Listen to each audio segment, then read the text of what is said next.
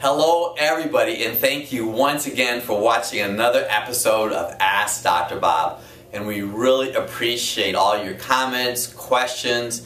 It gives me an opportunity to just be an answer for each and every one of you. And I really thoroughly enjoy doing it. You know, last week I taught you about water. We're going to talk about water today. What kind of water should you drink? There's so many different opinions about water. I want you to know that I personally use reverse osmosis water. It's pure water. They purify municipal water.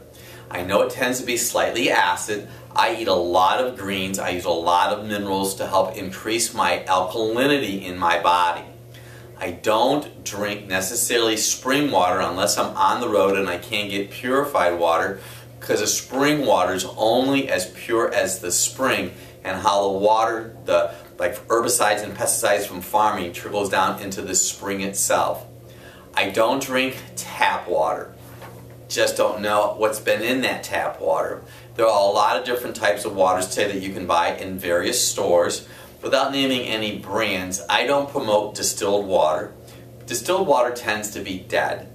You want to, and when I say dead, water is really a living source.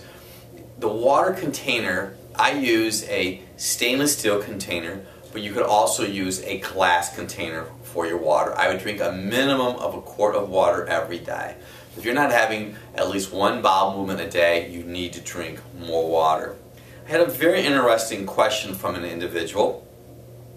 The QT elongation, or the QT interval, which happens to be the space on an electrocardiogram when it comes to heart sounds, has everything to do with valve closure. Now, I want you to know that I use something in our office called an acoustic cardiogram.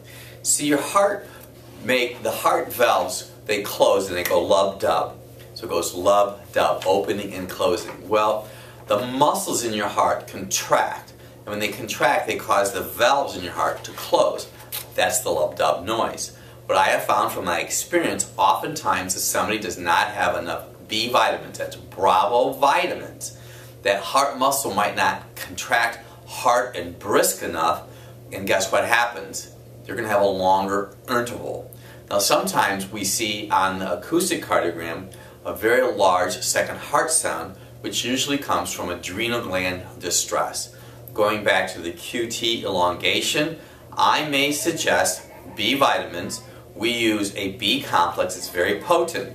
And sometimes what I have found from my experience, if you have any liver compromise, that means the blood has to flow through your liver on the way to your heart, it could also slow down heart function. So I think that's really important for you to know that. Dr. Bob, what causes brittle nails and how can I fix them? Well, I also know that we have many women that will come into the office and say, Dr. Bob, I don't know what you gave me, but my nails are great. A lot has to do with digestion. If you're taking a proton pump inhibitor like Prilosec, it impairs digestion. Your body needs protein and minerals. If your nails are peeling and if they're cracking, you may not either be consuming enough protein, or you don't have enough digestive enzymes for the proteins to be absorbed in your body. If you were to go to www.druglessdoctors, that's DRS.com, for the month of March in 2013, I'd like you to look at the blogs I did on globulin. Globulin is a protein. Globulin level should be 2.7. If it's less than 2.7, I know that you more than likely are not absorbing and consuming enough protein. Your nails are a body signal of how the protein metabolism is occurring in your body. If you're eating enough sulfur, if you have enough minerals in your body. A great source of sulfur is eggs, onion, and garlic. Sulfur helps make connective tissue. Another thought that I like to leave you with is you have ridges on your nails. It's a body signal to me that you may have adrenal gland distress. Another question, how can I stop bloating? Well, if you have digestive distress 2 or 3 hours after eating, it could be because your liver gallbladder is not secreting enough bile. See, bile is your dish detergent in your body. So if you don't have enough dish detergent at home and you're washing your hands and maybe you have chicken grease on them after making some baked chicken, or you're making Dr. Bob's chicken meatballs, you need to use a detergent. That detergent emulsifies the fat. So if you eat some food, in 2 or 3 hours you feel really bloated. It could be liver, gallbladder. You also will have a metal taste in your mouth. If you have digestive distress almost immediately after eating and you have bloating, you may not have enough digestive enzymes. A lot of people have a lot of misconceptions when it comes to digestion. They think they have too much acid, and where in fact they don't have enough organic acid.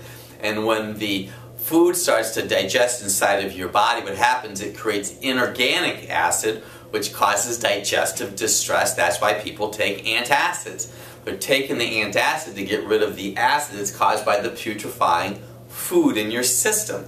So bloating, if it happens 2 or 3 hours after a meal, consider liver, gallbladder. You may also have distress with radishes, green peppers, and onions. Just a body signal I wanted to throw out to you. One last question before we talk about what we're going to talk about next week. What can create headaches?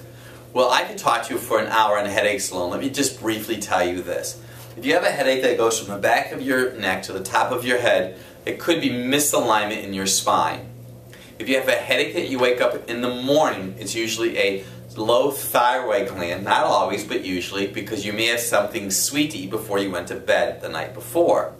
If you're a female and you have headaches right before your menstrual cycle or after your menstrual cycle, it could be from too much estrogen.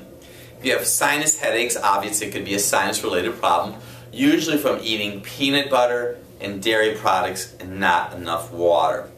Okay, so that was a lot of information in a very short time period, and once again, I appreciate you following us and telling your friends. I thank you, all of you that have recently subscribed to us on YouTube. We're here to make a difference for each and every one of you. Next week, I'd like to talk about safe sun habits. You know what? God did not put that sun up there in the sky to avoid it. He put that up in the sky to convert the cholesterol in your skin to vitamin D, but we're going to give you some safe sun habits so you can enjoy the sun year-round. Talk to you next time.